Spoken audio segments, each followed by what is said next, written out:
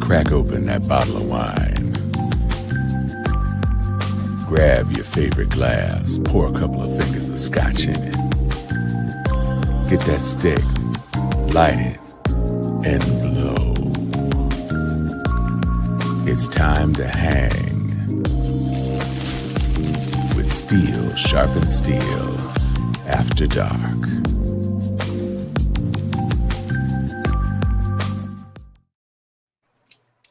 R.I.P. to the great Quincy Jones for establishing the vibe for the After Dark intro. So much has happened since last we met on this channel. I'm Tom Cunningham. I'm Joyce Stevens.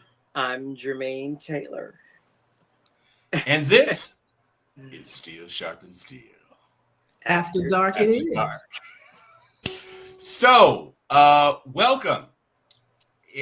It certainly has been a thing. Yes. It reminds me a lot of 2016 as I was watching things slip away. Although I will say, by the time I went to bed in 2016, it was not certain. So I just went to bed saying, I'll deal with what I deal with in the morning. Mm-hmm. This time, we were kind of in this place of, well, it's going to take too long for those last districts that we're all counting on to come in. So, I went to bed knowing that it was over. Yeah, you said that. I was still holding out hope. I am still very surprised that we took Virginia but didn't take a single blue wall state. Perhaps put a pin in that. So Joy, you said you were resigned during our last show that it was a wrap. So walk us through that, please. Great. I will say the frames are popping today. Thank you very much. Everything's working out, even if the country isn't. You are. Right. I control what I can control. Right. So I can control this bluage up in here right now. So being diagnosed with ADHD, even informally, has helped me figure out why I think the way I think and why I do what I do. And one of the perks, aside from being batshit crazy half the time, one of the perks of ADHD is pattern recognition and extrapolation. And so sometimes when I spiral into like doom and gloom, it's not because I just think, oh my God, this is worse. It's because I've figured 8 years of shit out. And while I've been sitting here quietly, I have figured 8 years of shit out. It's why when Trump won in 2016, I had a nervous breakdown. It wasn't because, oh my God, he's won. It's because I could see where shit was going. Not because I was, I am a genius. And I'm not trying to be funny about the shit. I'm a Mensa genius. And so, yeah, I figured shit out and I watched what was moving. I know enough about history. I paid attention. And the way and certain types of ADHD brains work is you pull pieces of information that you don't even know you know. Some people say I just go with my gut. My gut is like 10 miles wide. And so when it was happening, I was like a beautiful mind, like the meme that has the money, the signs and the shit going. And my mind is doing that. And I was like, I need a gun. That was my first thought. I need a gun. I need to protect myself. Shit's about to go down. They're going to hunt and kill us. Like that was immediately my thought. When was up for grabs? Hasn't happened yet. Doesn't mean that it won't. Maybe it'll take a while. Maybe it won't happen this time either. However, I was like, I got to start making moves for myself. I left corporate America, changed my whole life, moved to Atlanta, partially because I knew I could run my business here, partially because I felt safer here. Now, here we are again, hoped against hope, bet all my money. When I mean all my money, I mean all my expendable cash on the Democratic races throughout the country, and a lot of dumped into Kamala Harris. So even though people are like, are you really for her? Yes, I'm absolutely on her team. I'm phone banking. I'm doing all the shit, all the things. Listen, every time Stacey Abrams popped up in my email, yes, ma'am, here's another $47, $21, $18.81 for Spelman College, whatever the fuck it is, I'm giving it to you just to sit there and watch that shit happen again. And the rage, the betrayal, all that stuff, and then my mind started extrapolating again. Ooh, and I read this article and I took it, God, we going back to child labor. And so I immediately was there. And then the thought I had next is, similar to what Jermaine was talking about. He's like, this don't feel right. Like, there's no way they want everything. And then I thought, there's no way they want everything. And then I thought, there's something fishy going on. And my next thought was, it doesn't matter if it is or not, because we saw what he did when he lost. And he is able to declare on election night, unequivocally, through all the numbers that are purported by every news story, that he has won. It is uncontested the night of the election that he has won. So it doesn't matter if you find some votes later.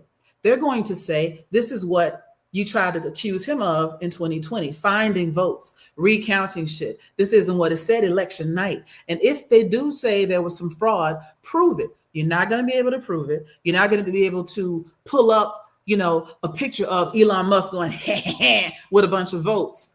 And so if they try to overturn these results, that will spark a civil war in the United States, because all of these factions that have tested the waters with trying to kidnap the governor here, trying to storm the Capitol there, will mobilize in a way that you haven't seen them do yet, because he will call for it as the duly elected president-elect of the United States. They're trying to overthrow the government, blah, blah, blah, blah, blah. He will not step down, and he will not have to. And he'll have all this Republican support and all these other bases, and even some people that go, well, I don't know if this is right.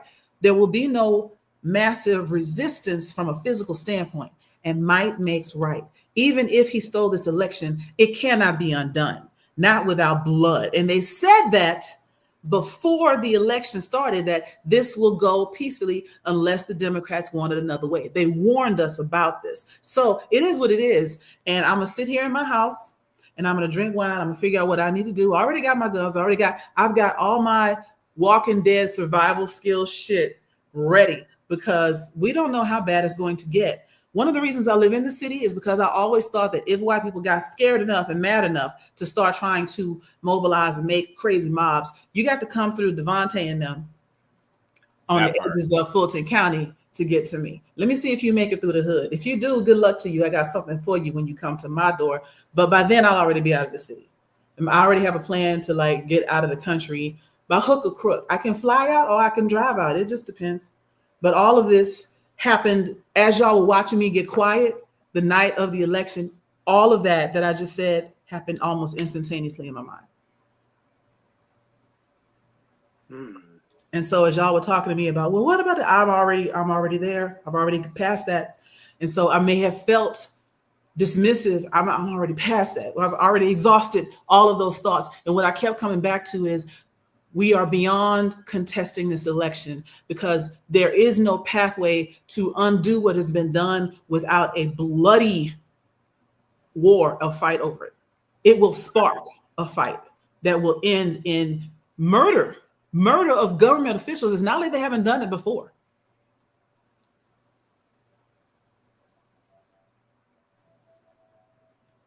Look up North Carolina circa 1880.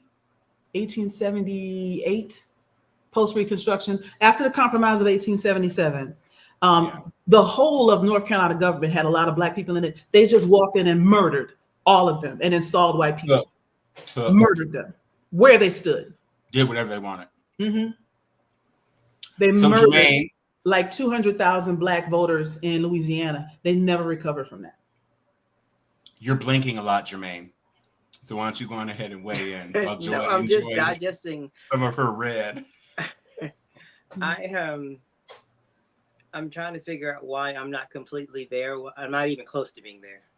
And I don't know if it's because I'm not as a student of history as you are, or maybe I have on rose-colored glasses, or maybe I understand who we are today is who we weren't back in the day. I've noticed that a lot of the resistance and a lot of the cultures and a lot of the groups of people that are coming for, we haven't been named. We're included, but we haven't been named. Now, when it comes to the institutions that they are coming for, we're a big part of them. You know, DEI, Department of Education. They know how we are heavily relied on the public school system.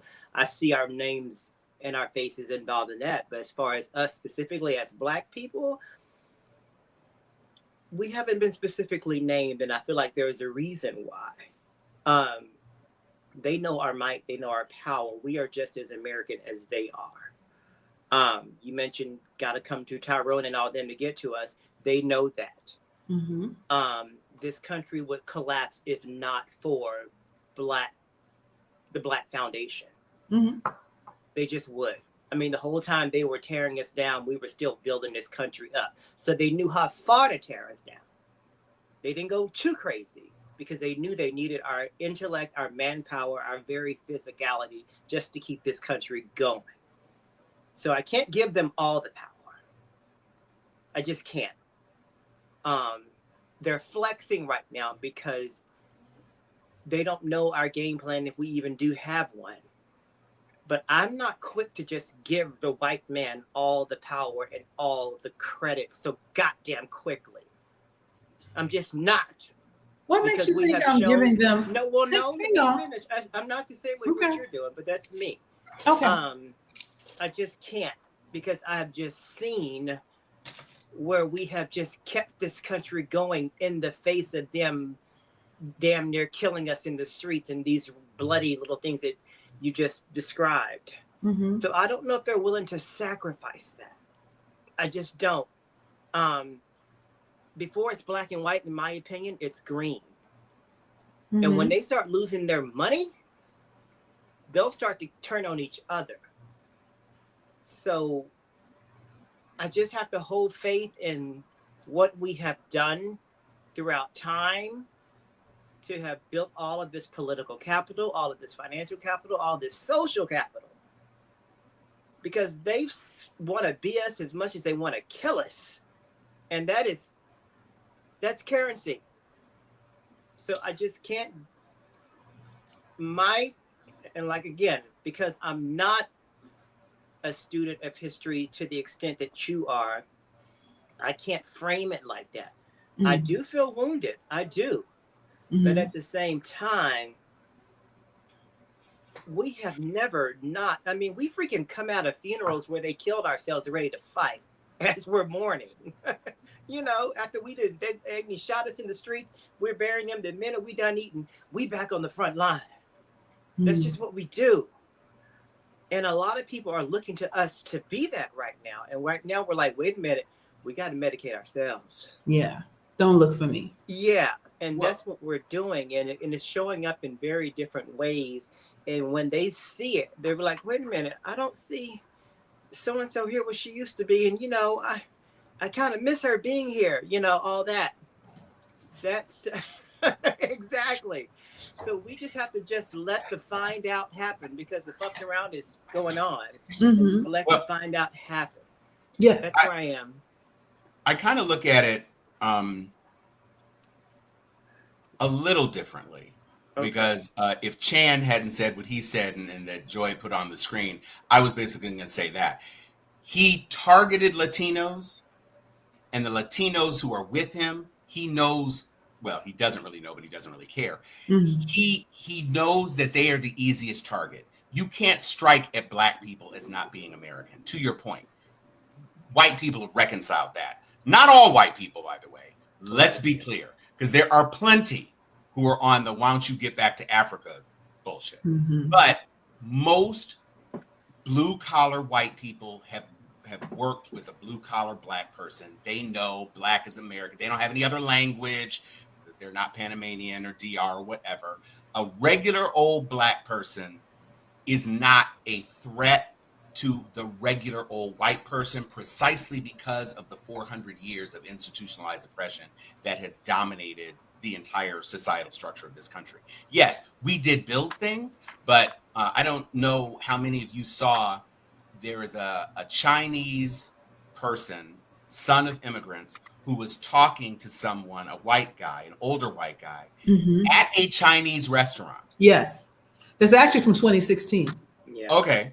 So it came back around, and this white guy is saying, well, of course I'm voting for him because he's protecting white superiority. Like, why would I not vote for him? Yeah, and he's so slowing down the degradation of the white race. Going down. And so it completely made sense to him that he would do that. One thing I will say is that these people, it's already happening. These people who bought this bill of goods that Trump is some sort of financial genius and that tariffs are going to solve our entire financial problem. Right. Now they are finding out because a small business owner is like, well, wait a minute, it's going to cost me 20% more to bring this stuff in. That means I've got to pay it. If I've got to pay it, that means I've got to charge more. People aren't going to pay more for my fucking coffee because my cups cost 40% more. So now I'm losing money on what I'm selling. I can't afford to pay my employees more because I'm paying more just to get the stuff. And for those of you who think that a guy who bankrupted companies 6 times and who has failed at almost every one of his product placement endorsement schemes is some sort of financial genius, when the stock market more than doubled since he left office. He didn't even write the art of the deal. He didn't. You guys are, when you're paying, you talk about $8 eggs. How much do you think lettuce is going to be if he chases out even 2 million immigrants? They got lettuce on a Big Mac, homie. They got lettuce on that junior BLT from Wendy's. They got lettuce in all of your salads. Right, that bag salad. Bowls, it's about to be that, all of that stuff that you that avocado toast.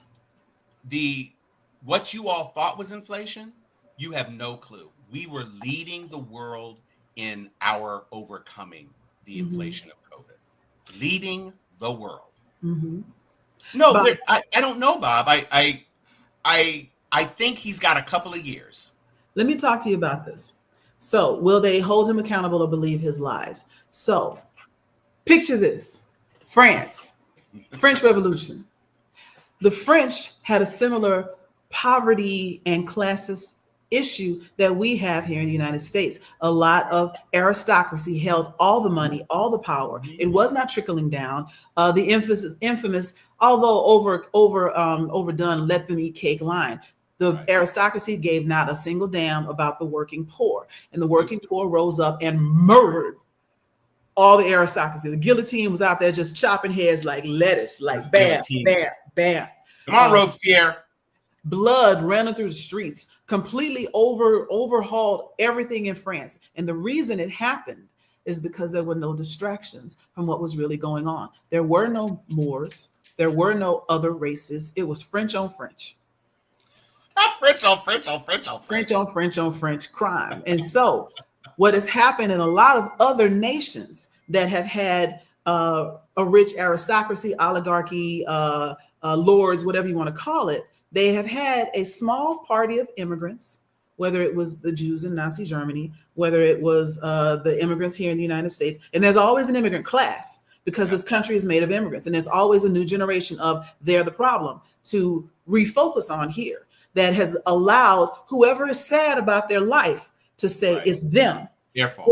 It's the Irish, it's the Italians, it's the Jews, it's the Blacks, it's the Mexicans, it's the Haitians. It's always somebody else.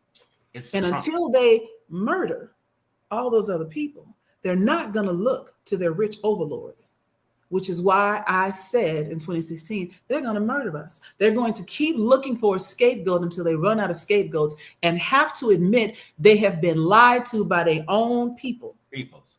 And then they're going to turn around and have their French Revolution. But we will not be here to see it unless we can figure out how to protect ourselves, which is why, when you said, Jermaine, I'm not ready to give them all the power. I'm not giving them all the power. I'm giving them enough space to eat each other. Leave me out of your bullshit. I'm going to be over here minding my business. And that's the key to our survival. We have seen the way they move about 400 years. We've seen it, and we've tried to step in and help them before. I'm not stepping into shit. I'm not trying to advocate for nothing. I'm going to keep my head down, and I'm going to build our community to protect us. Immigrants don't know that. Immigrants don't understand. Immigrants are on their own. I can't help them. And that's what this whole referendum is about. It's like, God damn it, we tried to tell you. There is nothing, there is no proximity to whiteness that you're ever going to get that's going to be satisfying. There's just no. They'll dangle it in your face, but you're not ever going to be as close as you think you are.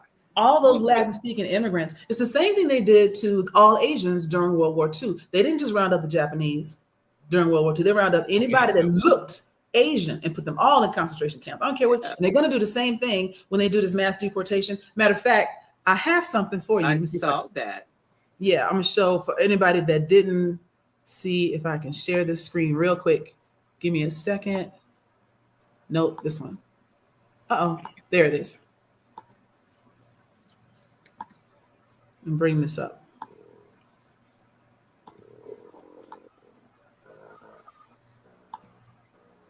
No, there we go.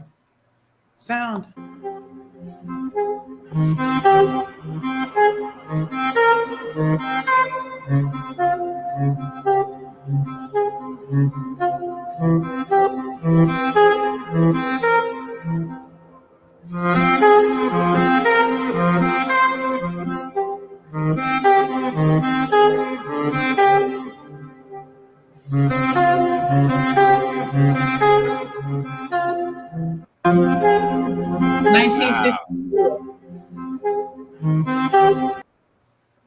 The year my dad was born. Today's my dad's birthday. And that doesn't, one of the reasons, here's another ADHD extrapolation. The reason they fought critical race theory so much is because they didn't want people to realize they was about to do all that shit all over again. Yeah. Yeah. But again, it's here for us. Yeah. We gonna move differently. Y'all have to watch how we move if you want a chance at surviving. But we know how to move. We know how to move and work with them at the same time. Now we'll be scarred. Yeah, we'll be wounded. We'll lose some shit. Right.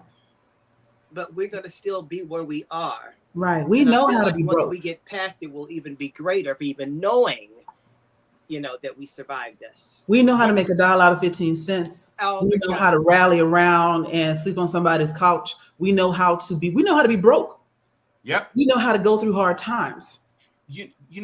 One of the things that was so poignant for me in the aftermath of what happened was this immigrant father whose kids used to play in the neighborhood or whatever, and he was a Trumper and had the hat and all of that. Yeah. The day after the election, get them kids out from around here. Mm-hmm. And he's like, "Okay," and they're like, "Nah, bruh, you about to go. We don't need you anymore. You did what you were supposed to do." And now peace be unto you. Wives. I heard a story about a wife, Trump supporter, her and her husband. The husband is undocumented and apparently still not official under her. So I don't know what her situation was, if she was an immigrant herself and a naturalized or whatever, and so she doesn't get the whatever. But she's now worried that her husband's about to be sent back because you can't trust what he says. And when you look at the people he nominated, we haven't even had this discussion yet, but we're 30 minutes in, so we might as well start getting into it. Matt Gaetz, this is your protector, women? Yeah. This is who... The kitty diddler? This is who you said was going to protect you, and a confirmed, adjudicated sexual predator has appointed an alleged sexual predator who was under investigation in the House, which is why he tendered his resignation. I mean, doesn't he have to be approved? I think he has to be approved. Yeah. Yeah. But he might have to withdraw that. I think there are some Senate Republicans. John Thune is the Senate Majority Leader. It is not Rick Scott. There are some Republicans with some sense. There are. And Marco Rubio with this shit and the Huckabee thing with Israel. You've got this whole neocon movement, plow Gaza to the ground. You got what you wanted, Dearborn. You showed us. You absolutely showed us. You demonstrated your strength in solidarity with your Palestinian brothers who may not ever be able to go home now. You did that. Good job. Yeah. Thank you, Jill Stein. You did it. I don't know how much of a safeguard John Thune is going to be, but I do know he'll probably look out for the dollar, the bottom line. I do know, and I feel strongly that the whole tariffs, anything that deals with the purse, the economy has to be voted on.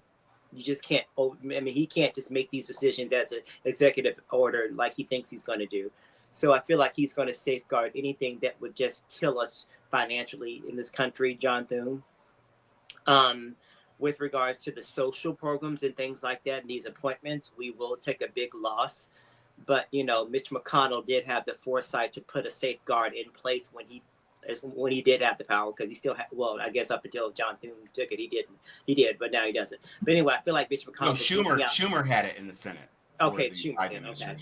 So we do have a safeguard in that. But with regards to Gates, I do think that, I don't know if it was just a little, I don't know if he's just like throwing it out there just to like keep the conversation going, because I just don't know how serious he could be as nominating somebody like Matt Gaetz to be, you know, the Attorney General. He's serious. He did. You think so? Yes. These aren't jokes.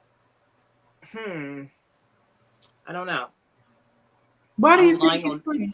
Why do you think he's joking? Why do you think? Because I feel like it's more just to keep, for some reason, I have to know that he understands that he'll never be confirmed.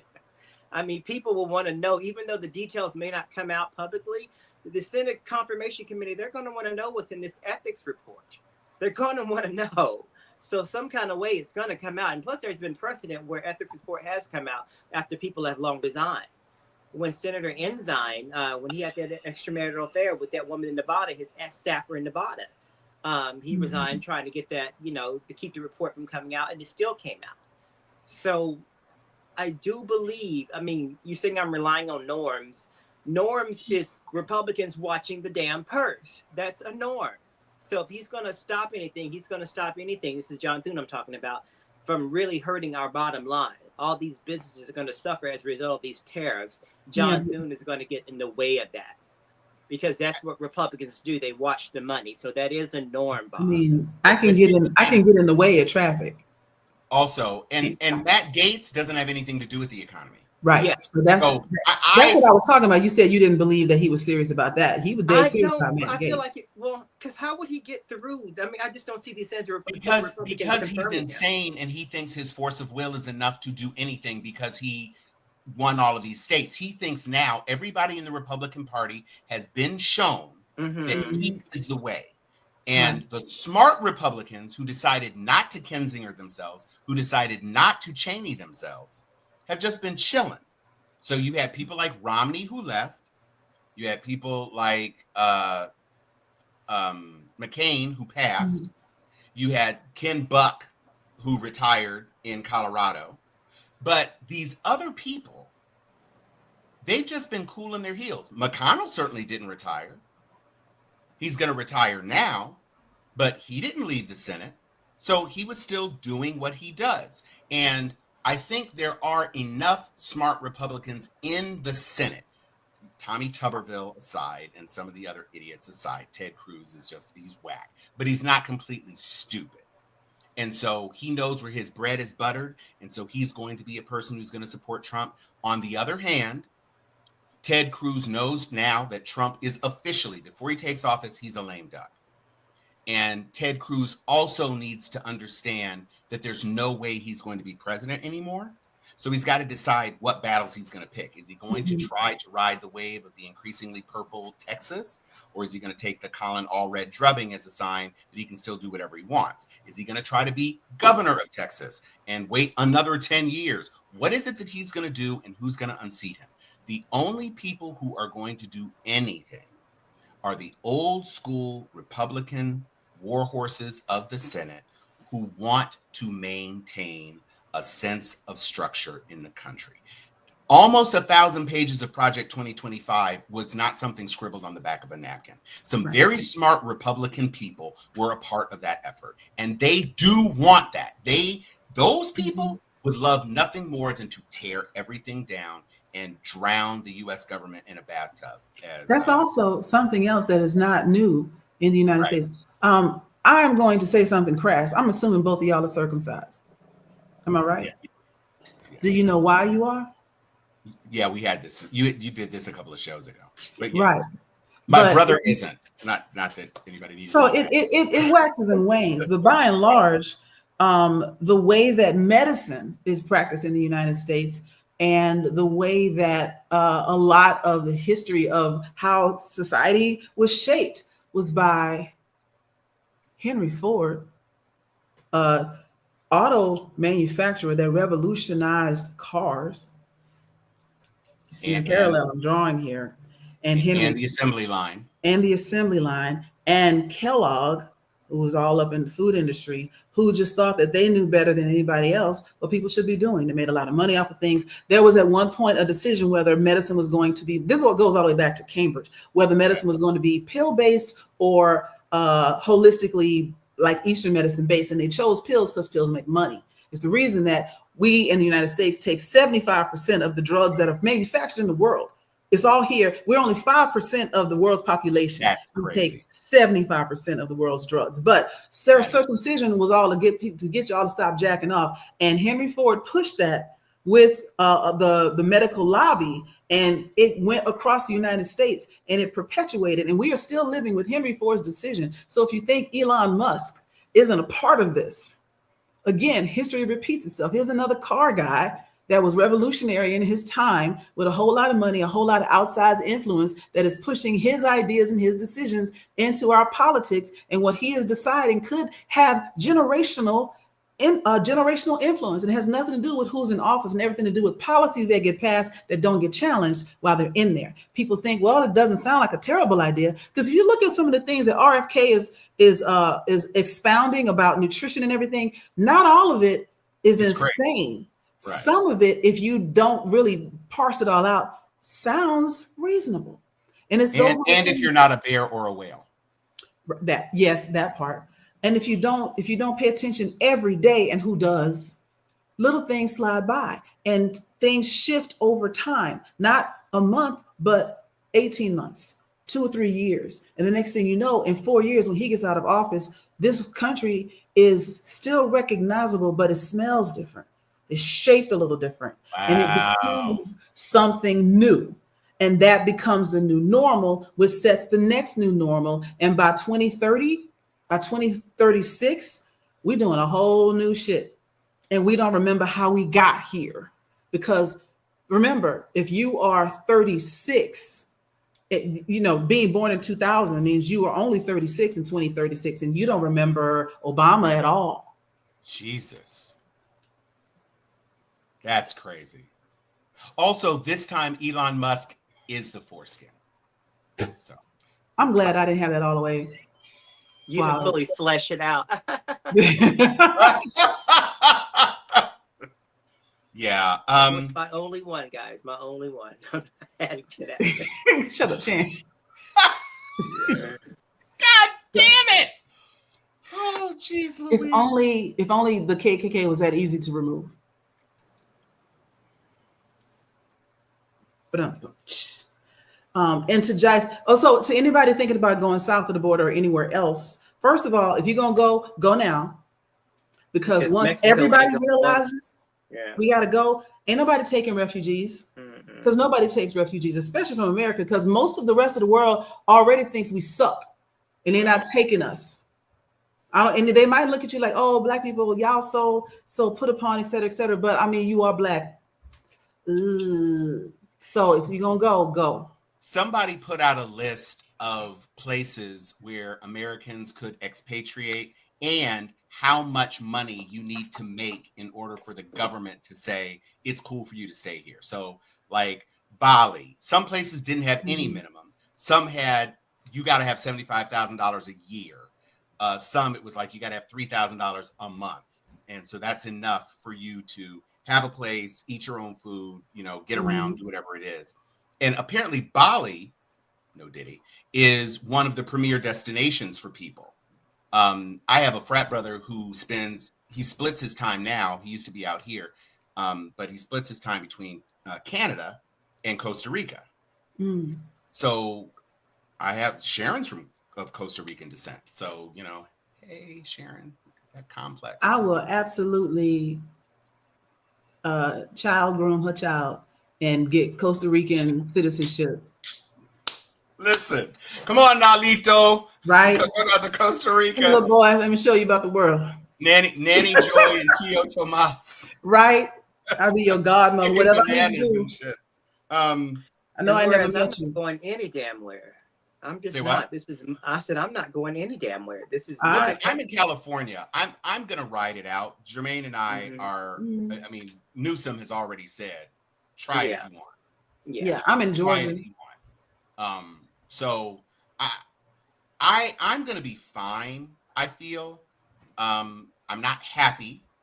One of the things that really impacted me in the day after the election is my entire listening experience in my car was podcasts. And so I'm Midas Touch and Joy Reid and and listening to reviews of The Five and all of this for Jessica Tarloff. My entire social existence was consuming information about politics, and I couldn't bring myself to listen the next day because I knew it was just going to be what happened and and it's taken it's taken a couple of days for them to find their footing, and now Jack Smith is going to retire because both of those investigations are dead, probably settled without prejudice. So if he survives this term, they could try to bring it up, but a 2-term path, who knows? Jack Smith needs to get out of the country. Yeah, Jack Smith is finna go. He has said he is retiring before the inauguration. Meanwhile, Letitia James is like, no, this doesn't affect me. We're still going for it. Hell yeah. But Connie Willis got reelected, so right. And so but Georgia's not going anywhere. It's basically he's president again. So all of his stalling tactics, Judge Aileen Cannon, all of that worked because I think it would have been a different thing if the documents case at least had been adjudicated. I think there'd be people who are like, I mean, he stole state secrets. I can't. And the next thing that really kind of pricked up my ears was how Putin is completely trolling the shit out of him. Oh God, yeah. Which makes me happy. But it's like, this is your guy. He told you the day after he was elected, he was going to end the war. And literally Putin put 50,000 troops between Russian and North Korean troops on the border. And blasted naked pictures of Melania all over TV. And had one of his apparatchiks come on and say, yeah, Trump, you owe us for helping you win, so we're going to come collect. Yeah. Not all to mention, in a day. Putin did to Trump what Trump did to Romney and Ted Cruz and Chris Christie and all of them. Yeah. Hey, just stick with me and I'll reward you. And then they do something and he's like, fuck you. And so, yeah, that's exactly what Putin did to him. And he deserved it. He played him. And there won't be any retribution. He'll just live with it, What can he do? Cozy up to it. Yeah. Yeah, I can't disagree with that, Bob. Merrick had no teeth. And when he didn't even try to fight in the Supreme Court thing, I knew that he was a bad pick. And then just giving him this thing with that, what we needed was someone who was about that life. Like if AOC was 20 years older, she would have been the person to get somebody on that ass. But that's just the white gaze altogether. Like even them now responding to like his picks for his cabinet, they're like, oh, I didn't think he would do that. Oh, well, I don't know. We'll have to let it see how it plays out. You can just hear this subtext of optimism or this naivete as if we're the only ones, us black folk, will believe you the first time. Yeah. But they won't. They just willing to see if this really, really real. No, it's really, really real. Super real. I mean, so extra that's just real. how they apply. You That's just- how they walk through life. And you just sat there and said you didn't believe he was really appointing Matt Gaetz. All this shit is real. It's all real. And let's also remember, again, I know I dig into history and you like, where is she going with this? But after the Civil War, and I'm not even talking like Reconstruction, days after the Civil War, they allowed people who just tried to murder American soldiers, the Confederate Army, to come back in as full citizens, full stop, with their own land back. The whole 40 acres and a mule that was happening, that actually happened on the East Coast of the United States. They freed the slaves and gave them 40 acres and a mule. It happened for maybe 5 or 10 days. And then the next president once Lincoln was dead, they're like, fuck all that. And they took all that back and gave it to white people, white Southerners who had just seceded and tried to murder American soldiers. Yeah, they got reparations. They did. Right. Yeah. And then they let reparations. They let them be kings of the railroad. They let them own major corporations. They let them be provosts and deans of colleges. They let them be cabinet members. They let them be postmaster general in the cabinet. All of these things without any sort of repercussions for the fact that you just tried to become a different nation, secede from it. You were traitors to your country. And they're like, you know what? That's all right. Just don't worry about it. Just come on back.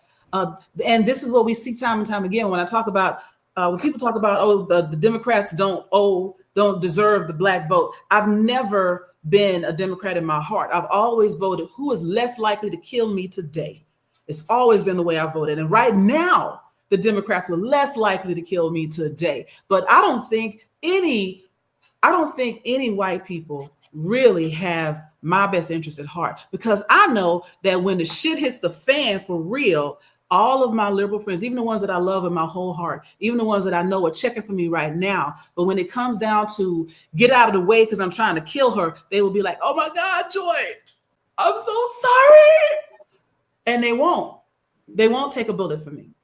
They won't stand up for me. I heard you when you mentioned that Matt Gaetz thing. So let me just go back and make my point clear, because I don't want you guys to think that I'm just not understanding what the whole Matt Gaetz thing is all about. I feel like it was a chess move. I really don't think there is enough senators that will actually confirm somebody like Matt Gaetz. I feel like he did him a solid because he feels like, Matt Gaetz owes him or vice versa. So I really don't think that, he's going to get past it. I feel like this is just a signal as a chess move just to get him out of the ire of this ethics, investigation coming out. That's my thing. I don't think it's real. I feel like it's just something just to throw it out there to take some of the freaking steam off of him. So you don't think he's going to be confirmed? I do not. Okay. And I feel like it's just a little chess game that they're playing.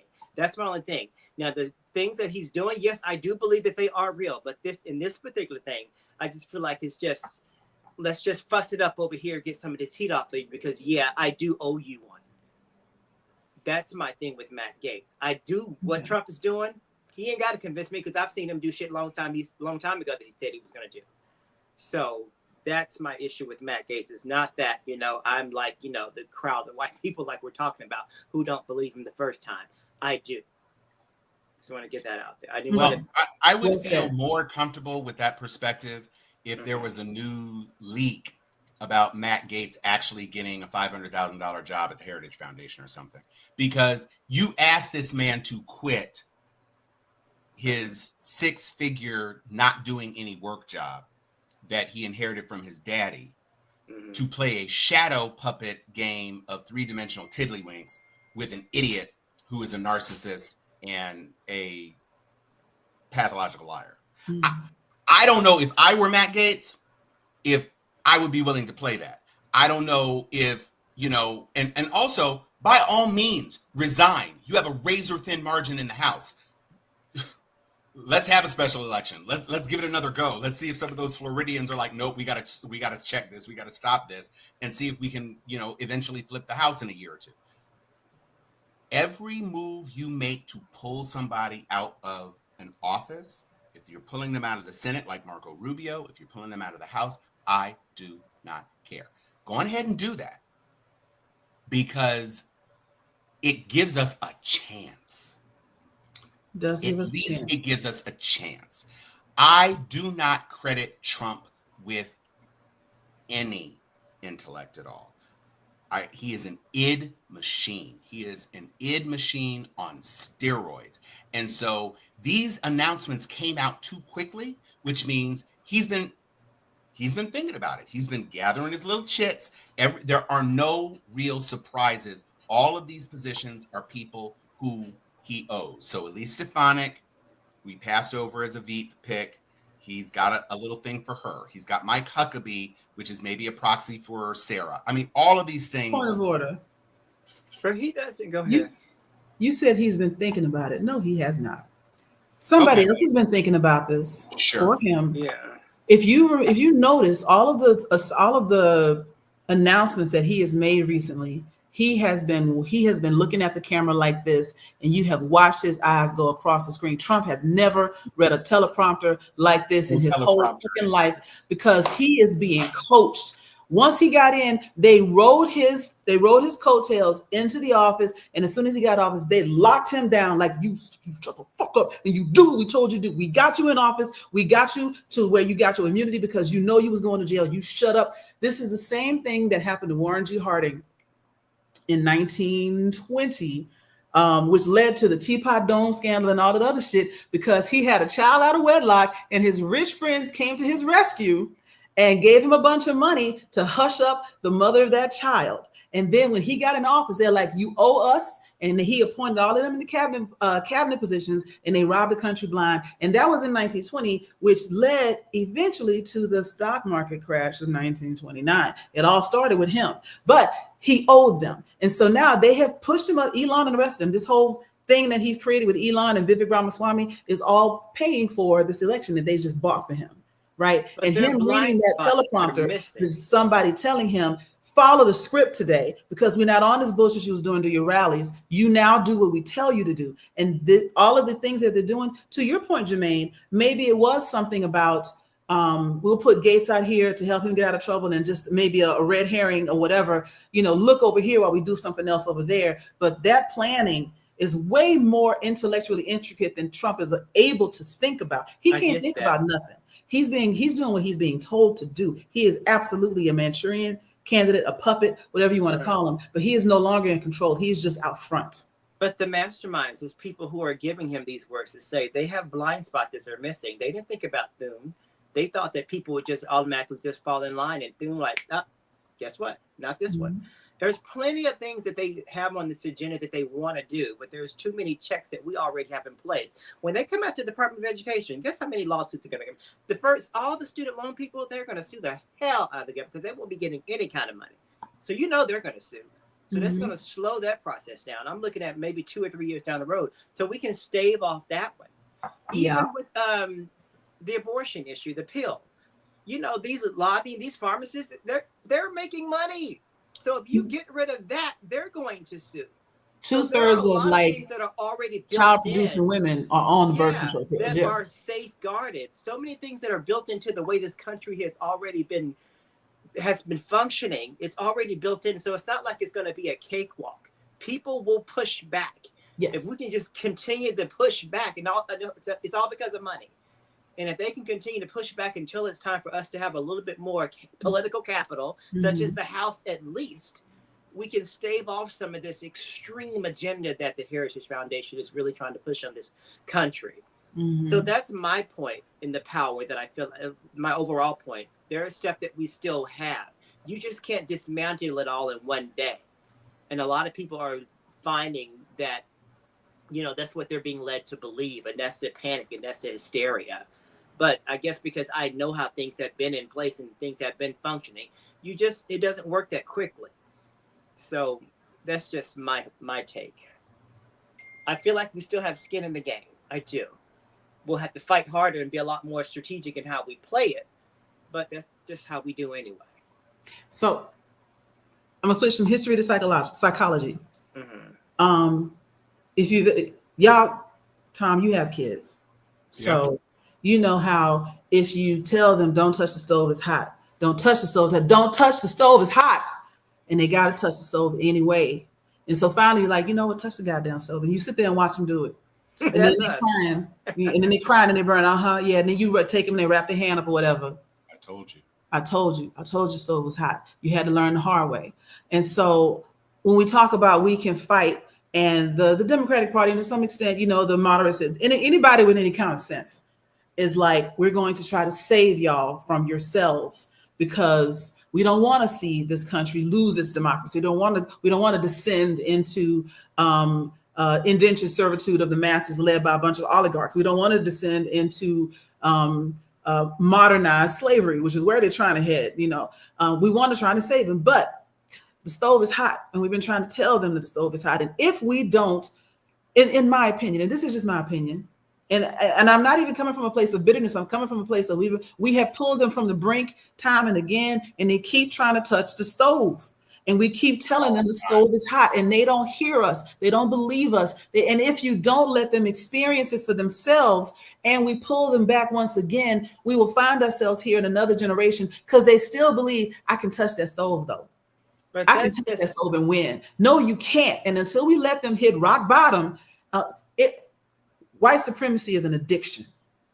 And until they hit rock bottom in this addiction and understand, you got to do something different. The people that put him in office have to choose something different, because if we maneuver and sue and do all these things to save them from themselves, they're going to go right back to this shit again in 4 or 8 years, because they still don't believe the stove is hot.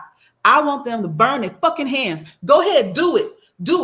Burn this shit down, because you're not going to learn your lesson until you do it yourselves, and then pull yourself up by your bootstraps, bitch. Go ahead. I'll be over here. But these lawsuits I'm talking about ain't coming from us. The lawsuits I'm talking about ain't coming from us. They're coming from within.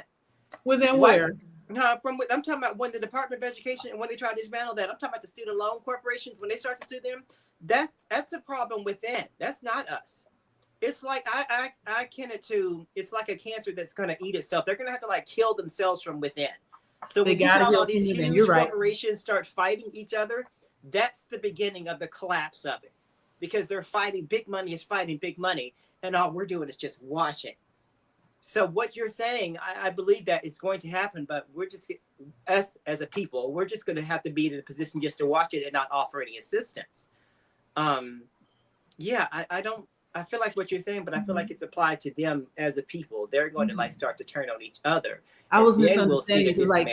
I was hearing you say, we with the lawsuits, but if you're meaning them, no, not us. It's them. Yeah, I'm not doing shit. No, we're not. No, yeah, we're done. I tend to believe that the corporatist forces that are actually running things anyway, because he doesn't have any real money. Right. He doesn't have any corporate leverage. He doesn't wield any real power. He is beholden to the people who own his debt. And so to the extent that he has said a whole lot, I think there's going to be a measure of slow down, soldier. This is not happening, because we are not going to let you make that happen. Right. And, B613, whatever. I think that the only thing that could possibly check him is the people who funded him. I mean, he's got Elon, but Elon is his own thing. Never underestimate the U.S. government. The U.S. government can do and will do anything it wants.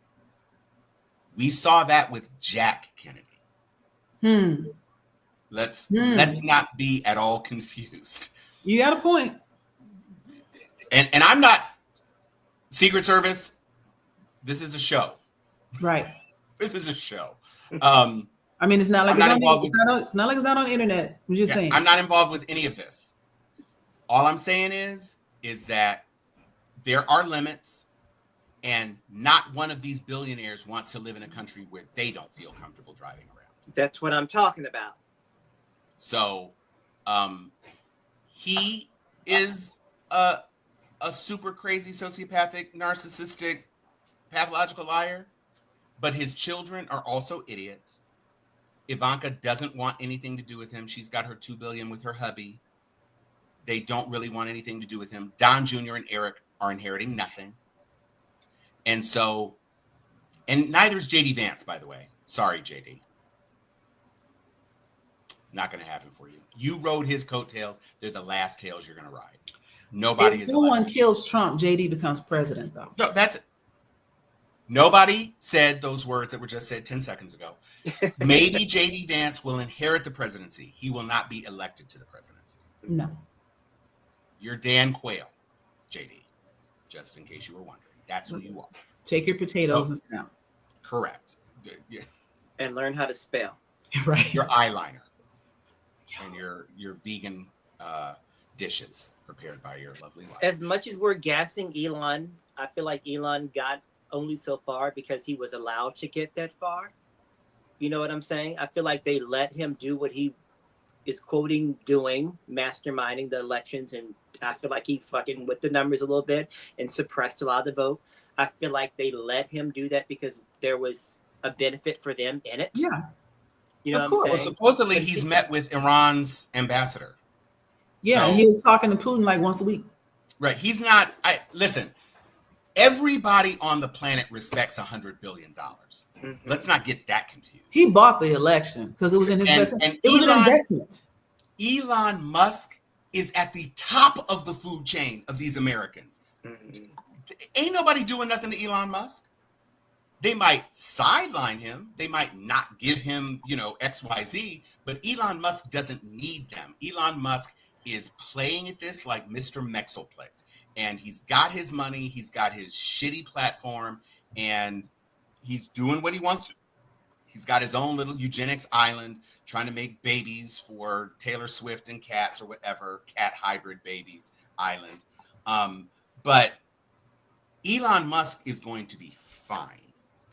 It's these other billionaires who aren't as crazy. They're as narcissistic. They're perhaps as egocentric, but they're not crazy like Elon Musk, who are going to try to make sure the country doesn't fall to pieces.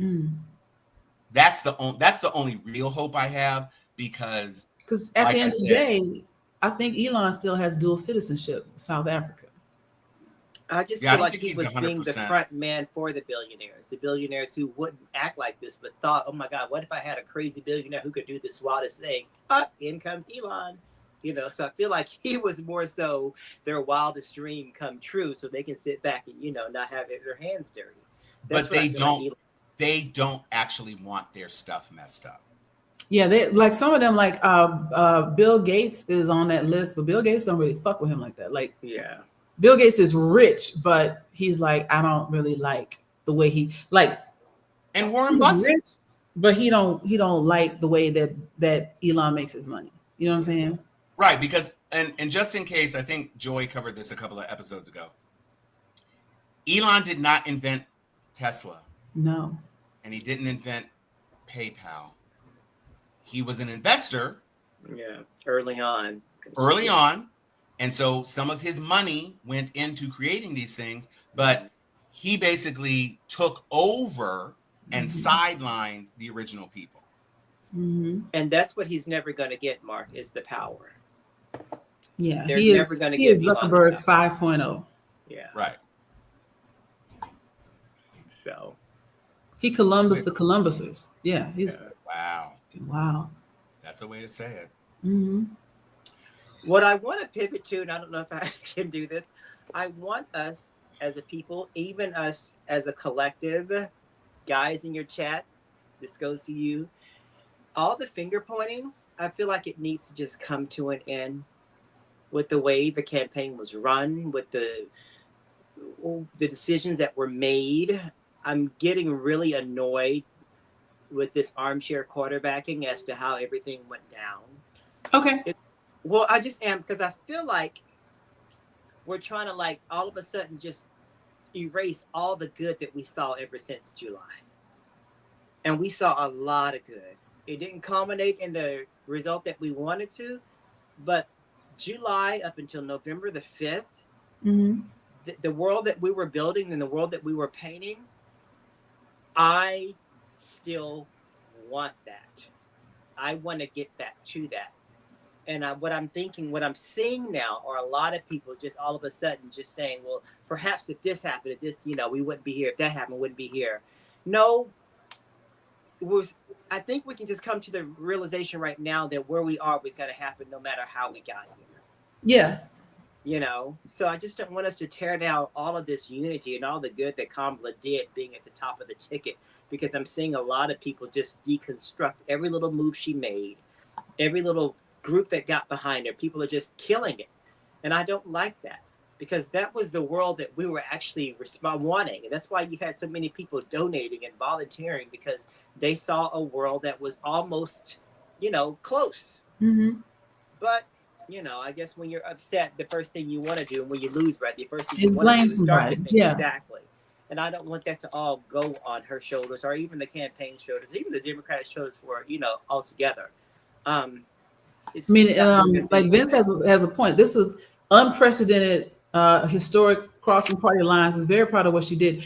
It was an unprecedented campaign, and for per day success rate is phenomenal. To come out of the blocks and out of, honestly, as a dark horse, no pun intended, with 117 days left before the election, to be like, hey, guess what, I'm running, and to get within striking distance of the White House as a woman, as a daughter of immigrants, as half Black, half Indian. All of those were things that were potentially headwinds, and to get that close was amazing. We actually hoped that she would win, and we will always wonder if not for, you know, Voter voter suppression. suppression and purging and potentially some tampering, et cetera, could she have won? There's always going to be that possibility, but it still stands that she is the first woman to be at the top of a ticket, to run such a successful campaign, to have such a groundswell of positivity and everything around her, and to have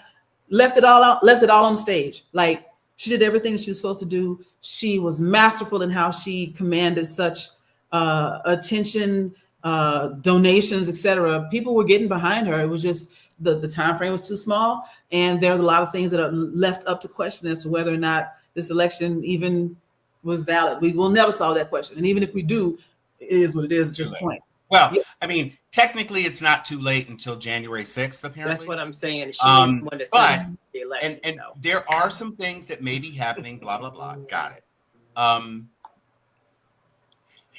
What I will say is that the most difficult thing for me to wrap my head around in the gap between performance and expectation is she was out fundraising him. Mm-hmm. And Elon Musk was not putting enough money in the coffers to make up that gap. And so, call me whatever. I don't consider myself a conspiracy theorist.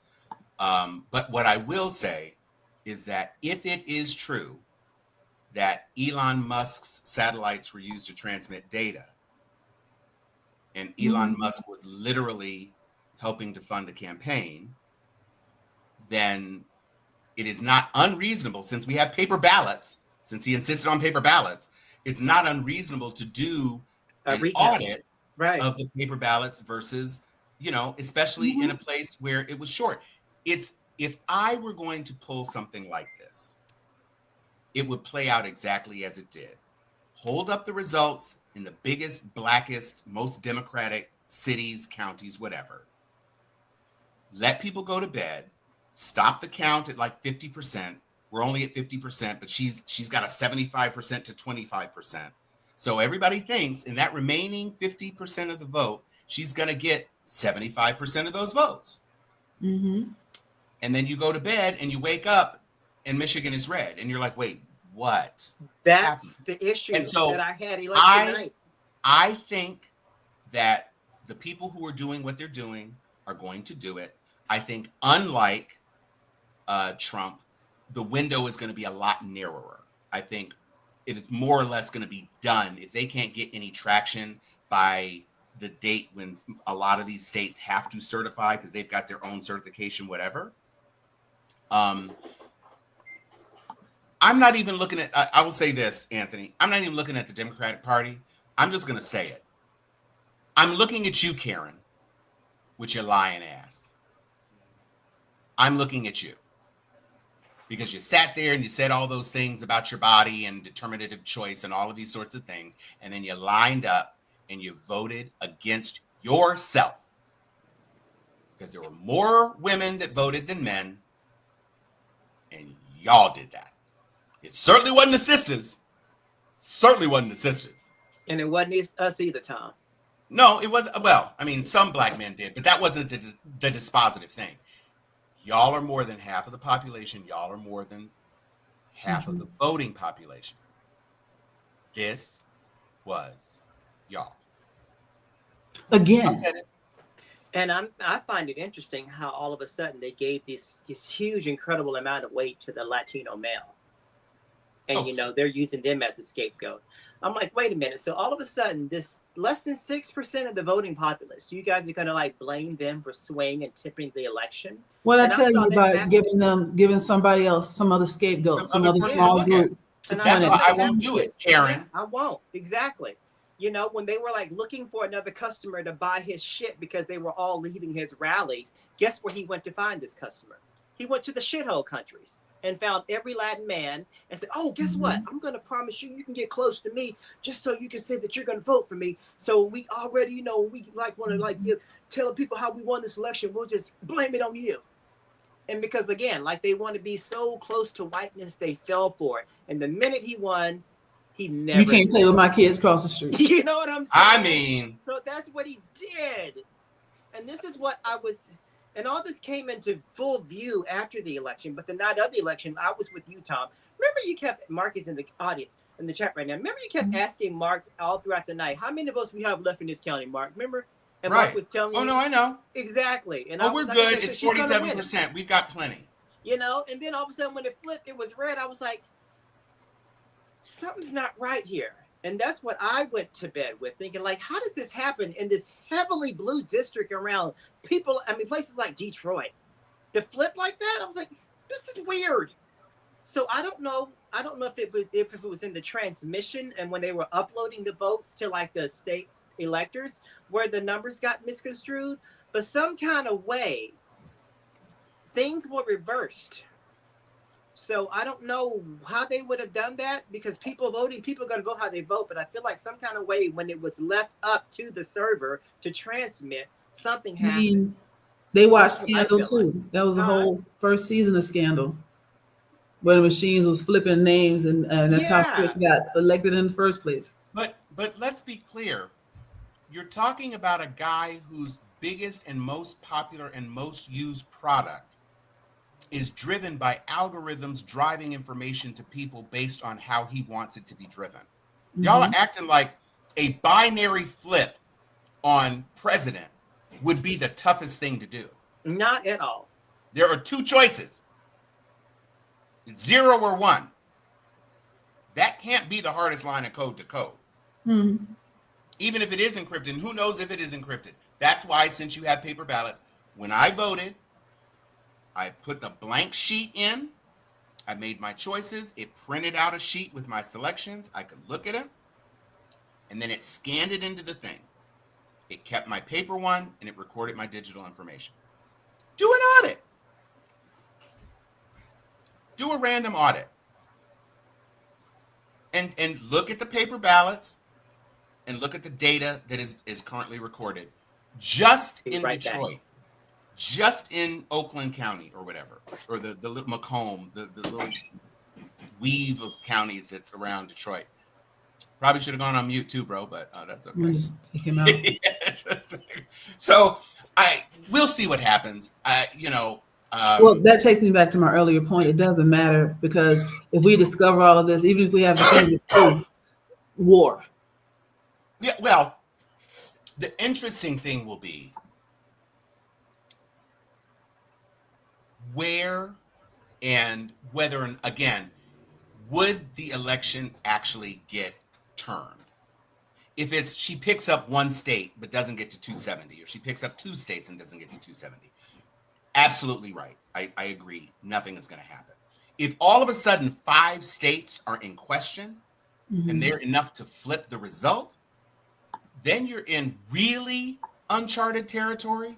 And that's where I think it could get interesting, because if you say we were ready to certify, but now this has turned into a thing, we cannot certify because a court, the highest court in our state, has said certification has to be halted. We need to get to the bottom of this. Mm-hmm. And that's a totally different thing.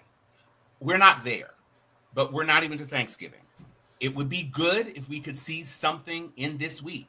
If we could see a county has a 12% discrepancy between between paper ballots and the recorded vote, that would be something. And it would upset the entire apple cart because Trump never got there.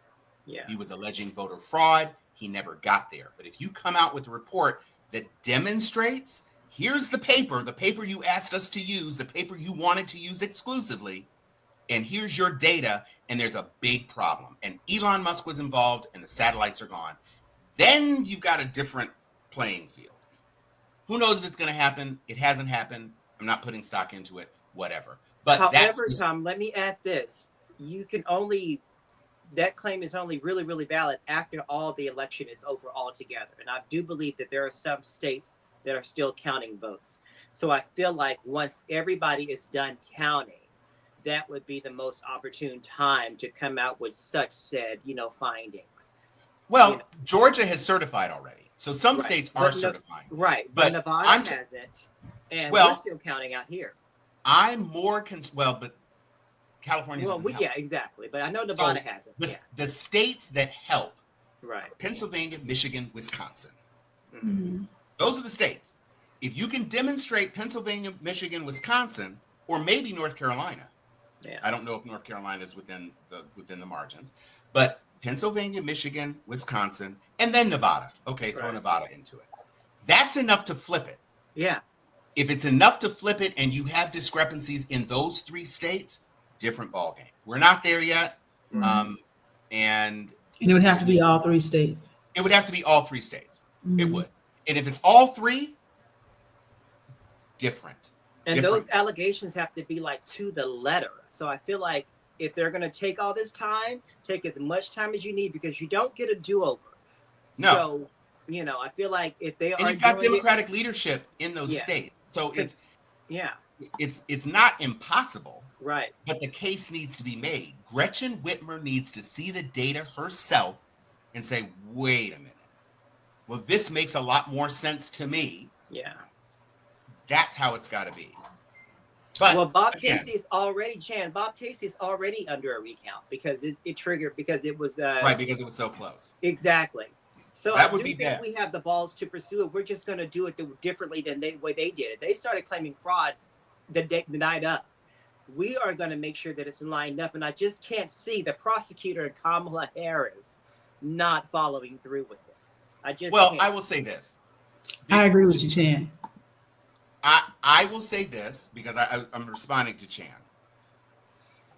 The Democratic Party spent the last 5 months saying that this was an existential threat to democracy.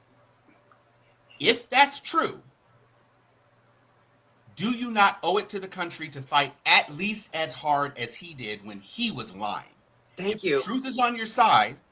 Do what you need to do to establish your case. Prosecutors choose the cases they decide to prosecute.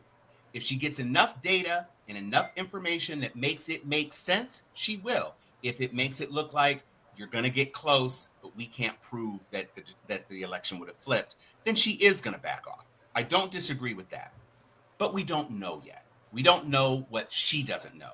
The very fact that they're doing these subtle things, she's still collecting money, she changed some wording on her website.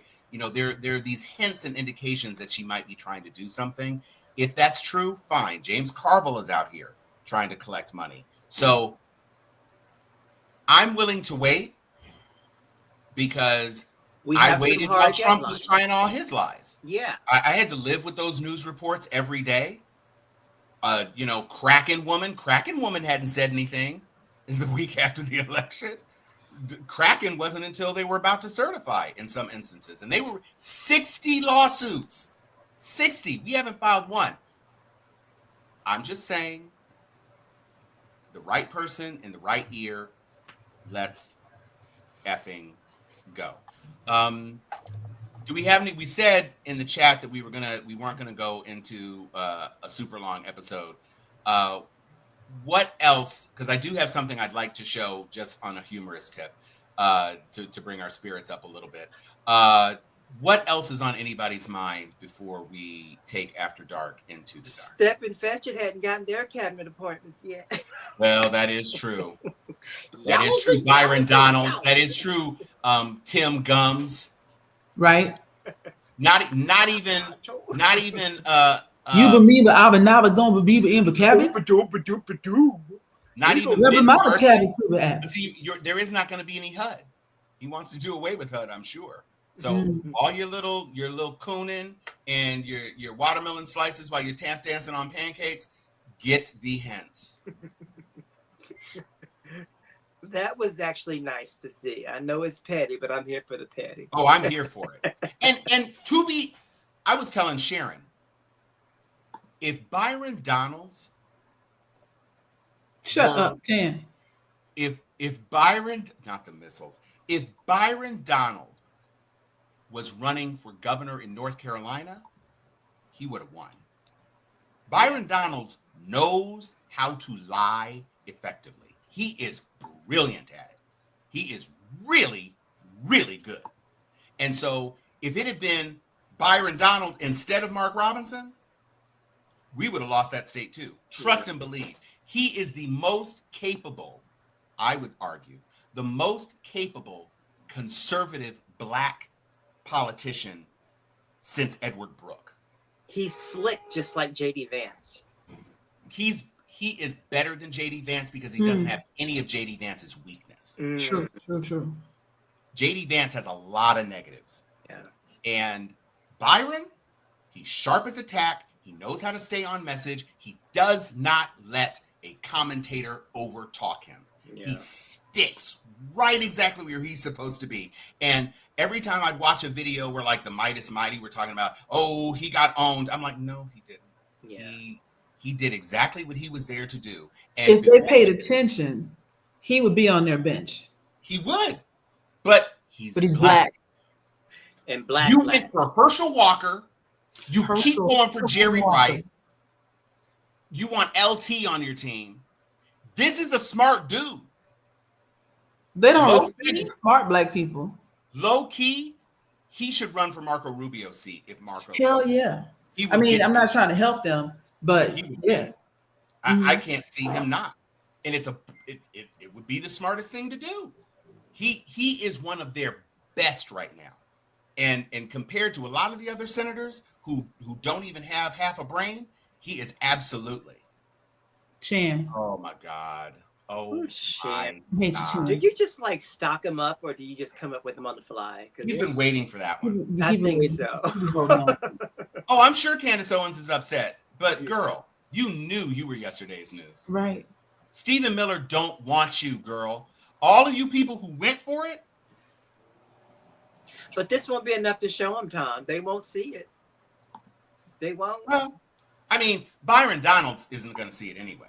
Yeah. But he may have to do something different because Trump is over now. And so there's only so far you can go. It also brings me to another little thing that just made my fucking day. Ooh, this one right here. I wish I could say what I said. I was on TikTok Live, and a fellow Trump supporter said that all he needed was my vote. I'll never be part of the MAGA family. And that I'm black, I'll never be accepted, but he just got my vote. Nah, that's crazy. Like, I love MAGA Nation, I love the MAGA family, and that breaks my heart that someone would speak to me like that right after the election.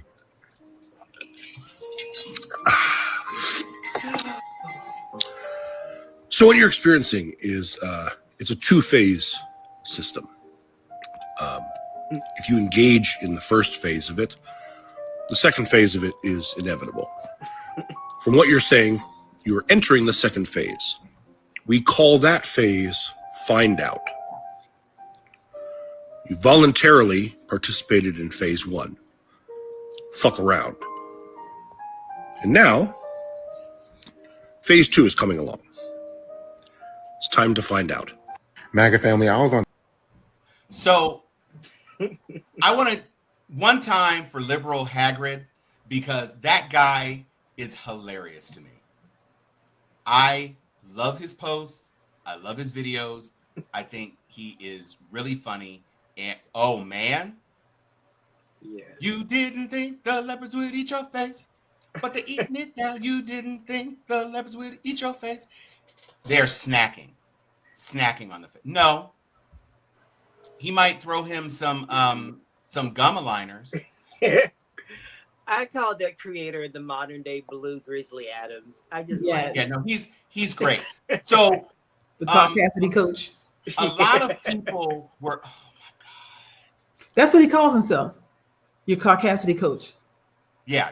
But he's saying, where did they get a MAGA hat for a Moai? You are going to hell, Chan. Because he loves MAGA Nation. He loves MAGA family. Hey, Wayne. Bruh. Everybody say hi to Wayne. I've been trying to get Wayne to watch it. Yay, Wayne. Hello, Wayne. Wayne been here for a minute. I saw him comment a while ago. Okay. Wayne and I are like friends outside the platform. I like Wayne. So a lot of people are concerned about job opportunities in the coming economy. And so this influencer, this person who's creating content, has put forth a bold new paradigm that I think perhaps offers some insight and some future into what at least a certain slice of the demographic may be looking for. Millions of women over the age of 40 bringing in 6 figures. There's no reason why you're not getting the cut. How are you? Good afternoon. Are you a 40-year-old woman who makes over 6 figures and lonely? Well, today could be your lucky day. Cause my name is Malcolm, and we could be a match made in heaven.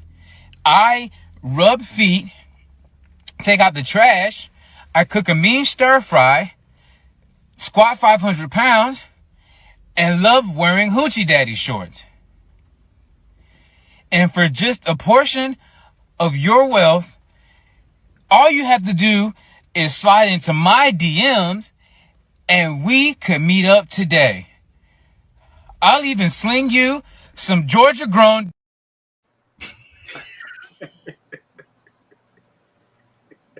I love that video. I've seen this so many times. Hello. It's the earnestness. Yes. Are you a woman over 40? This 40? I bench 500. I cook a mean stir fry. He meant that. He meant that with his whole heart. Yeah. And I have a Neo who is in his master's program, and I said, "Yo, bro, get them loans paid off, young king. Find you someone to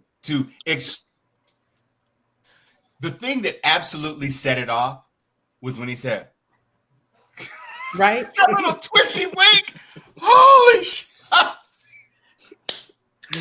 Slide into my DMs. Like, all right, into my DMs and bruh, masterpiece. For a portion of your wealth. For your wealth. I ain't gonna lie though, when he said take out the trash, I was like, really? That lightened my mood.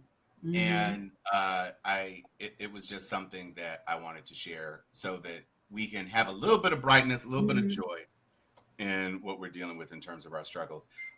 Ladies and gentlemen, this is our first show back. Yeah. I am happy to report that it looks as though our viewers and our engagement are steadily climbing. So we thank our first-time viewers. Yeah, tell a friend. If each of you told a friend, why I tell you we could triple our viewership.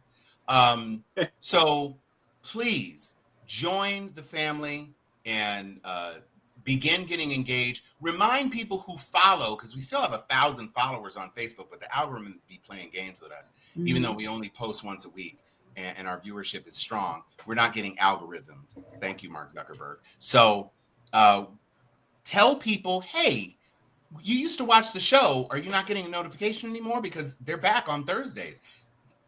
Just go to the channel, watch. Actually visit. It's 7:30 East Coast, 4:30 West Coast. Just tell a friend.